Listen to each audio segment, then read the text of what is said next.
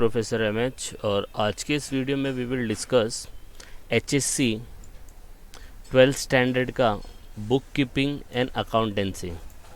तो हम लोग ने ये लेक्चर सीरीज स्टार्ट किया है। इकोनॉमिक्स का ऑलरेडी हम लोग ने लेक्चर स्टार्ट कर दिया है। अब हम लोग स्टार्ट करेंगे बुक कीपिंग एंड अकाउंटेंसी का। इस वीडियो लेक्चर सीरीज़ में क्या होगा कि आपको टेक्स्ट बुक जो गवर्नमेंट से मिली है 12th स्टैंडर्ड की, उसके हिसाब से हम लोग पढ़ाने की कोशिश करेंगे, क्योंकि आपका जो पेपर पैटर्न के हिसाब से 20 मार्क का एमसीक्यू आता है, जैसे फिलअप्स आ गया, वन वर्ड आ गया, फिर ऑड मैन आउट आ गया, इस टाइप का जो क्वेश्चन आएगा वो आपको जब तक नहीं समझेगा, जब तक आपका पूरा कॉन्सेप्ट क्लियर ना हो जाए। तो आपको ये हर रोज़ का एक वीडियो अपडेट होता रहेगा, जिसके अंदर हम लोग 3 to 4 पेजेस और धीरे धीरे इसको इंक्रीज़ करके हम लोग 5 पेजेस करेंगे। रोज़ का 5 पेजेस अगर आपने कर लिया तो ऑलमोस्ट आपका बुक कवर हो जाएगा 2 महीने के अंदर, और फिर हम लोग अच्छे से इसको मतलब और प्रैक्टिस कर सकते हैं बोर्ड के पेपर्स। तो let's start with the book keeping and accountancy standard 12।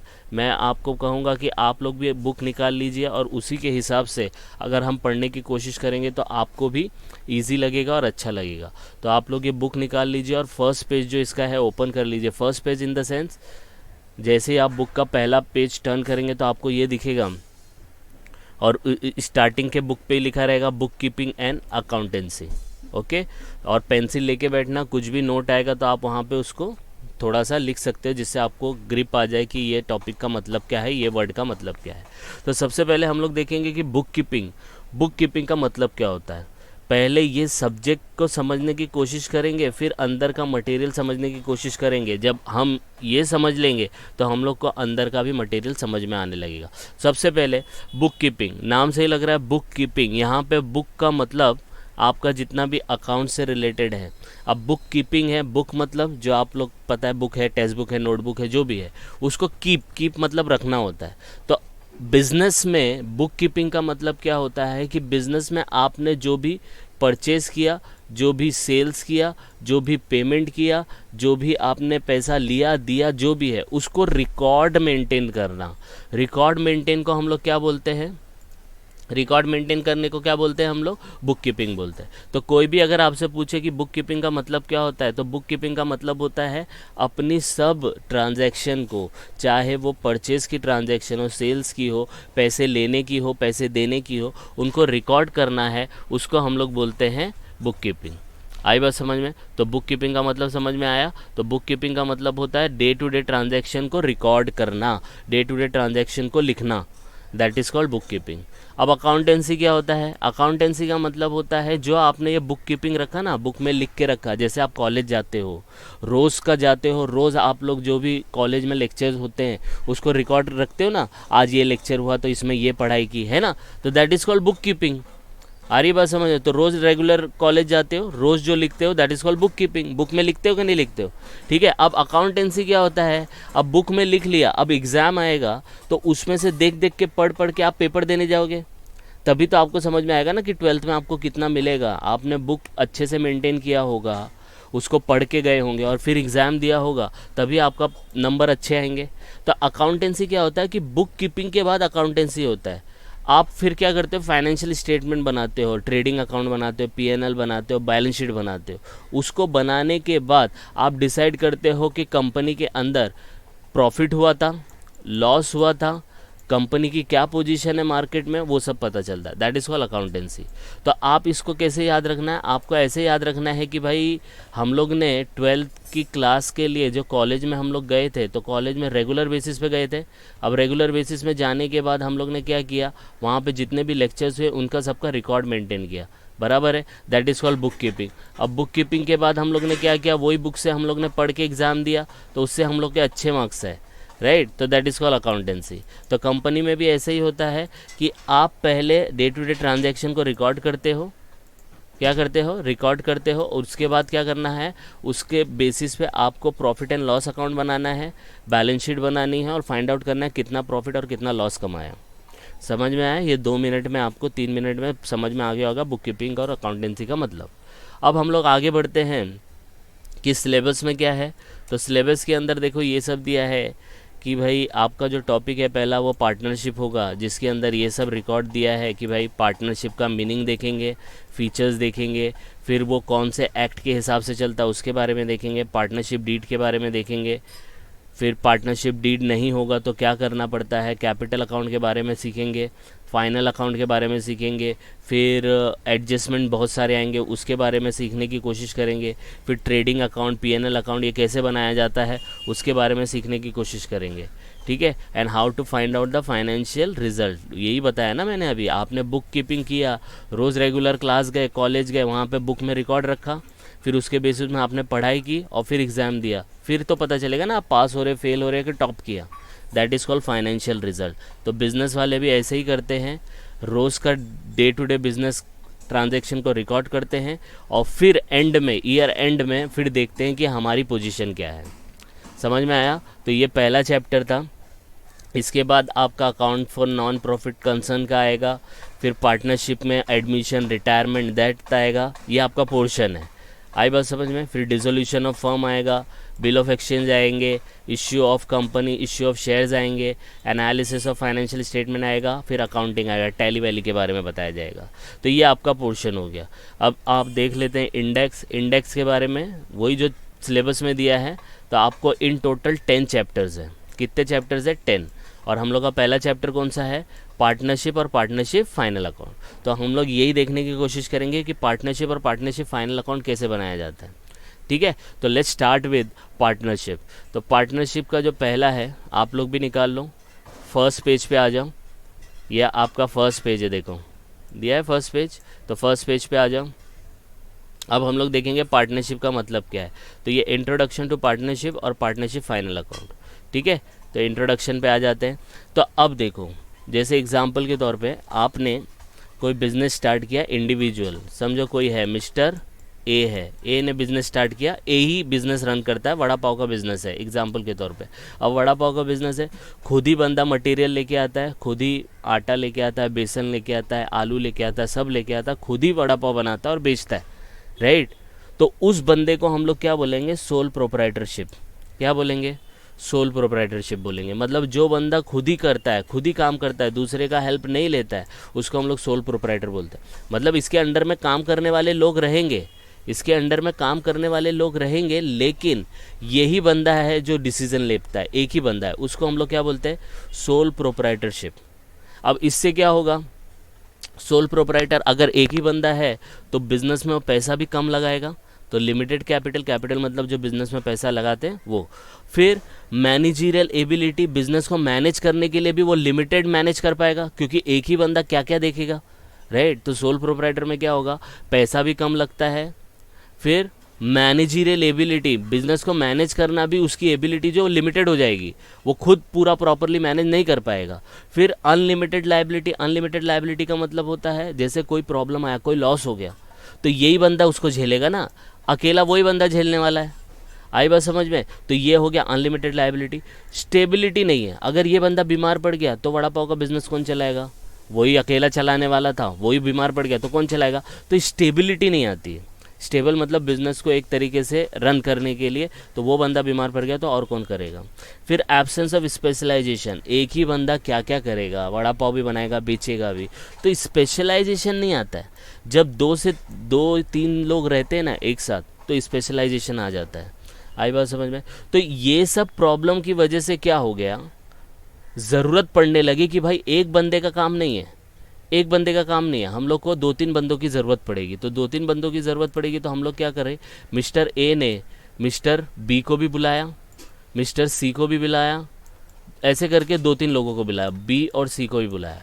अब क्या होगा? पहले ए ने सिर्फ 100 रुपया बिजनेस में लगाया था, अब बी भी लगाएगा, सी भी लगाएगा, तो कैपिटल बढ़ जाएगा ना। तो यही होता है कि जब सोल प्रोप्राइटर में प्रॉब्लम होने लगता है, सोल प्रोप्राइटर में क्या होने लगता है? प्रॉब्लम होने लगता है, तो वो 1 और 2 लोगों को मिल के पार्टनरशिप बनाते हैं।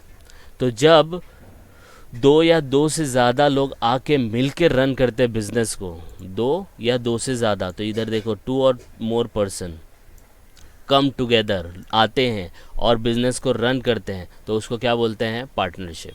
लेकिन ऐसे ही नहीं होता है, उन लोग एक एग्रीमेंट बनाते हैं कि भाई कौन कितना पैसा लगाएगा, कौन क्या मैनेज करेगा, प्रॉफिट होगा तो कैसे उसको शेयरिंग करेंगे, ये सब का एक एग्रीमेंट बनता है, उसको हम लोग बोलते हैं पार्टनरशिप।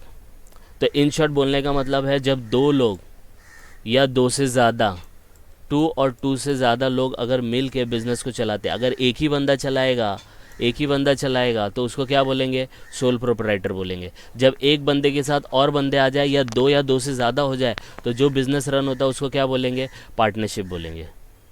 आई बात समझ में, यस और नो। तो इस तरीके का है, तो इसको बोलते हैं पार्टनरशिप। तो पार्टनरशिप का मतलब हो गया दो या दो से ज़्यादा लोग जब मिल के बिज़नेस करते हैं उसको क्या बोलते हैं, पार्टनरशिप बोलते हैं। आई बात समझ में। फिर ये जो पार्टनरशिप में लोग काम करते हैं उनको इंग्लिश में बोलते हैं हम लोग पार्टनर्स। आई बात समझ में। और ये सब मिल के बनता है फर्म। अब समझ में आया, ये छोटा मोटा ऑब्जेक्टिव में आ सकता है। तो पार्टनरशिप में क्या होता है, जब दो से ज़्यादा लोग मिल के बिज़नेस करते हैं, पैसे लगाते हैं, फिर अपना रिस्क और प्रॉफिट को शेयर करते हैं। आई बात समझ में, रिस्क और प्रॉफिट को शेयर करते हैं तो उसको पार्टनरशिप बोलते हैं। आई बात समझ में। पार्टनरशिप और जो इसमें काम करने वाले लोग रहते हैं उनको हम लोग पार्टनर बोलते हैं। तो पार्टनर जब पार्टनरशिप करते हैं ना तो उसको ओवरऑल क्या बोलते हैं, फर्म बोलते हैं। आई बात समझ में। तो इतना समझ में आया। तो ये हो गया पार्टनरशिप के बारे में। तो अगर कोई आपसे पूछे और अगर कुछ लिखने को आए कि पार्टनरशिप क्या होता है, तो आपको ये बताना है जब दो या दो से ज़्यादा लोग मिलके बिजनेस करते हैं, कैपिटल लगाते हैं, यहाँ पे देखो दिया है, कैपिटल लगाते हैं, मैनेज करते हैं, प्रॉफिट और रिस्क को शेयर करते हैं, तो उसको हम लोग क्या बोलते हैं, पार्टनरशिप। ठीक है। तो इसी का नीचे देखो मीनिंग एंड डेफिनेशन दिया है, बहुत सिंपल दिया है कि partnership is an organisation where there is a two or more person. याद रखना, पार्टनरशिप होगा दो से ज़्यादा लोग आएंगे, कमिंग टुगेदर आएंगे, बिजनेस को कैरी करेंगे और फिर प्रॉफिट को शेयर करेंगे, और लॉस भी होगा तो भी शेयर करेंगे। आई बात समझ में। तो पार्टनरशिप एक ऑर्गेनाइजेशन होता है जिसके अंदर दो या दो से ज़्यादा लोग आते हैं, बिजनेस को कैरी करते हैं और प्रॉफिट और लॉस को शेयर करते हैं। समझ में आया, एकदम सिंपल हो गया। ठीक है। अब इसकी डेफिनेशन दिया, बोलेंगे सर ये क्या है, ये मीनिंग है, सिंपल लैंग्वेज में जो बोलते हैं ना, ये मीनिंग है। अब कोई बंदे ने, अब पार्टनरशिप एक्ट ने उसका एक ऑफिशियल डेफिनेशन दे दिया कि भाई ऑफिशियली क्या होगा, और एक बंदा और है प्रोफेसर हैंडी करके, इसने भी डेफिनेशन दिया, तो वही है, थोड़ा ऊपर नीचे करके दिया है। देखो पार्टनरशिप एक्ट में क्या होता है, पार्टनरशिप एक्ट क्या होता है कि पार्टनरशिप जो आपने ये मेंटेन किया है इसको कैसे रन करना है, उसके लिए एक्ट बनाया गया है। एक्ट मतलब कानून बनाया गया है, वो कानून के हिसाब से इसका डेफिनेशन क्या है। तो उस कानून में सेक्शन 4 है जो बताता है कि पार्टनरशिप जो होता है वो एक रिलेशन होता है, किसके बीच में, पर्सन के बीच में, जो शेयर करते हैं प्रॉफिट्स को, और वो कैरी ऑन करता है या तो सब पार्टनर मिलके या कोई एक पार्टनर मिलके बिजनेस को कैरी ऑन करता है। तो इंडियन पार्टनरशिप एक्ट 1932 में क्या बोला गया है, सेक्शन 4 के अंदर, याद रखना ये ऑब्जेक्टिव में आ सकता है, सेक्शन 4 में ये डिफाइन किया है कि पार्टनरशिप जो होता है वो रिलेशन होता है, किसके बीच में रिलेशन होता है, पर्सन के बीच में रिलेशन होता है, जो प्रॉफिट एंड शेयर को, बिजनेस को शेयर करते हैं, प्रॉफिट्स को, लॉसेस को भी शेयर करते हैं, और वो बिजनेस या तो सब रन करते हैं या कोई एक उनमें से होता है जो रन करता है और बाकी लोग बैठ के देखते हैं मतलब डिसीजन लेते हैं। आई बात समझ में। तो ये पार्टनरशिप एक्ट ने ये डेफिनेशन दिया है। आई बात समझ में। फिर प्रोफेसर हैंडी ने क्या बोला है कि partnership is a relation existing between person competent to make contract. Professor Haney ने थोड़ा उसको ऑफिशियल और कर दिया, बोला कि ये एक रिलेशन होता है पर्सन के बीच में जो एक कॉन्ट्रैक्ट बनाते हैं और एग्री करते हैं कि भाई हम लोग लॉफुल बिजनेस करेंगे, इलीगल बिजनेस नहीं करेंगे और प्रॉफिट कमाएंगे। तो अगर आपको ये मीनिंग समझ में आया होगा फिर ये डेफिनेशन कोई समझने में प्रॉब्लम नहीं होगा। आई बात समझ में। तो ये छोटा सा था, 5-6 मिनट का ये वीडियो है, तो इसमें आपको ये समझ में आ जाएगा। अब नेक्स्ट पेज पे आ जाओ सब लोग, क्वेश्चन पेज नंबर 2 पे ये आपको फीचर्स दिखेगा। अब फीचर्स है आपका, फीचर्स इसके अंदर 9 फीचर्स है, 1 2 3 4 5 6 7 8 और ये 9। ठीक है। अब ये 9 फीचर्स है आपके, तो एक एक करके देख लेते हैं। फीचर्स का मतलब क्या होता है, पार्टनरशिप फर्म का फीचर्स क्या है, फीचर मतलब विशेषता। अगर आपने समझो आईफोन लिया तो आईफोन बोलते ना यार इसमें क्या क्या फीचर्स हैं, बोलते कि नहीं बोलते, तो आईफोन में क्या क्या फीचर्स है जो एंड्रॉयड में नहीं है, तो वैसे पार्टनरशिप में क्या क्या फीचर्स है वो देखना है। तो पहला फीचर जो है क्या विशेषता है, एग्रीमेंट। एग्रीमेंट। अब ये एग्रीमेंट होना चाहिए। तो ये पार्टनरशिप के अंदर पहला फीचर्स ये है कि पार्टनर के बीच में क्या होगा, एग्रीमेंट होगा। और ये एग्रीमेंट जो होता है ना, आप लिख के भी बना सकते हैं और ओरली भी, बोल के भी बना सकते हैं, लेकिन एडवाइस है, प्रिफर्ड है कि आप उसको रिटर्न बनाओ। एग्रीमेंट जो होता है, अभी आपने किसी घर को भाड़े पे लिया, ओरली आप बोलेंगे तो वो थोड़ा रिस्की हो जाता है, लेकिन एग्रीमेंट बना लेंगे, लिखित लिखने में मतलब रिटर्न में बनाएंगे तो वो एक प्रूफ हो जाता है कोर्ट में, कि बाद में कोई केस होगा तो हम लोग के पास प्रूफ है कि भाई देखो ये एग्रीमेंट था, इसके हिसाब से हम लोग जा रहे हैं। तो जो एग्रीमेंट बनता है उसको इंग्लिश में बोलते हैं पार्टनरशिप डीड। याद रखना, ये एग्ज़ाम में आता है। जो पार्टनर बीच में एग्रीमेंट बनाते हैं, आपस में जो एग्रीमेंट बनाते हैं, उसको क्या बोलते हैं, पार्टनरशिप डीड बोलते हैं। आई बात समझ में? तो पहला फीचर्स है एग्रीमेंट। दूसरा फीचर्स क्या है, नंबर ऑफ पार्टनर कितने होने चाहिए। एक मिल के नहीं होता है, पार्टनरशिप जो होता है वो दो या दो से ज़्यादा होता है। तो मिनिमम कितने पार्टनर चाहिए, दो पार्टनर चाहिए, और मैक्सिमम कितने चाहिए, 50 as according to companies act amendment in 2024। तो याद रखना, पार्टनरशिप बनाने के लिए आपको मिनिमम 2 और मैक्सिमम कितने चाहिए, 50 चाहिए। ठीक है, ये ऑब्जेक्टिव में याद रखना, ये आता है ये सब। लॉफुल बिजनेस, थर्ड फीचर क्या है, सेकेंड हो गया, थर्ड, भाई आपने पार्टनरशिप किया तो कोई इलीगल काम करने के लिए मत करो। ये जो पार्टनरशिप होता है, इट शुड बी लॉफुल, मतलब जो कानून ने उसकी परमिशन दी है। तो ऐसा कुछ मत करो जो स्टेट ने, गवर्नमेंट ने अलाउ नहीं किया है। तो partnership does not permit illegal business. तो आप जो भी बिजनेस करो पार्टनरशिप में, वो इलीगल बिजनेस नहीं होना चाहिए। आई बात समझ में?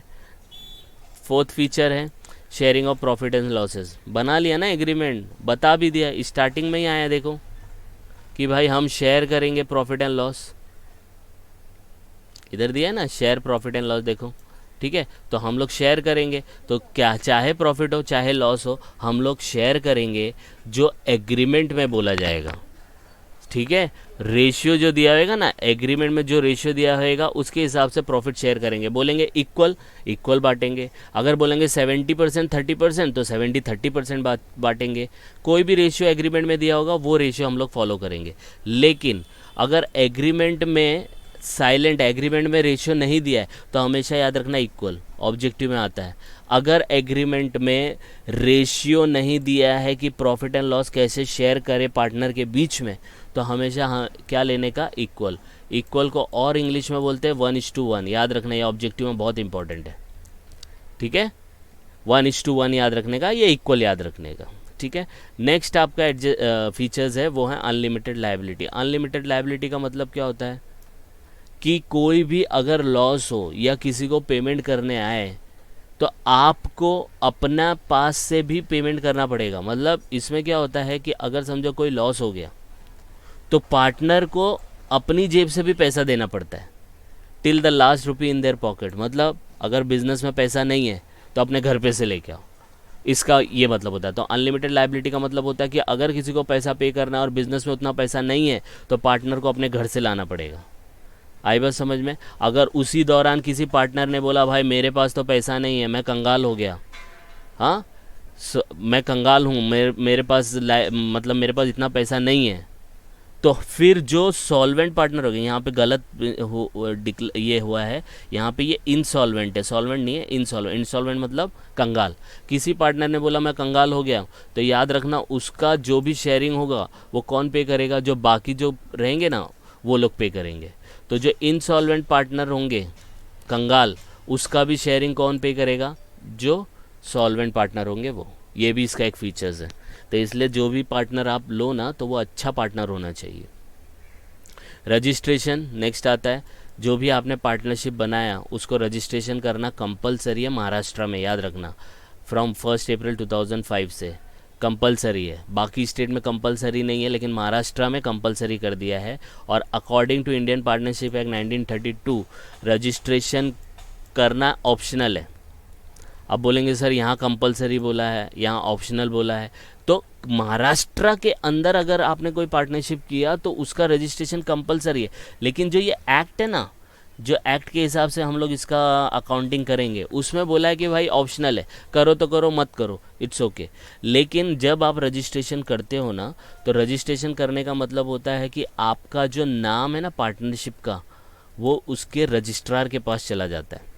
जैसे आप लोग कॉलेज में जाते हो तो आपका मास्टर होता है ना, जिससे अटेंडेंस ली जाती है, भाई इतने बच्चे प्रेजेंट है, इतने एब्सेंट है, तो उसमें नाम चला जाता है ना। उसी हिसाब से अगर आपने रजिस्ट्रेशन किया ना, तो आपके फर्म का नाम जो है वो कहाँ चला जाएगा, रजिस्ट्रार के पास, जो सब फर्म का नाम रिकॉर्ड रखता है। जैसे टीचर्स होते हैं वैसे पार्टनरशिप का जो टीचर होता है वो रजिस्ट्रार होता है, उसके पास उसका नाम चला जाता है। आई बात समझ में। नेक्स्ट है जॉइंट ओनरशिप एंड मैनेजमेंट। अब जॉइंट ओनरशिप और मैनेजमेंट क्या होता है, इसके अंदर जो भी बिजनेस करोगे तो जो भी प्रॉपर्टी रहेगी वो जॉइंट ओनर में होगी। मतलब दो पार्टनर थे, ए था और बी था, तो दोनों उसके ओनर होंगे और दोनों ही उसको मैनेज करेंगे।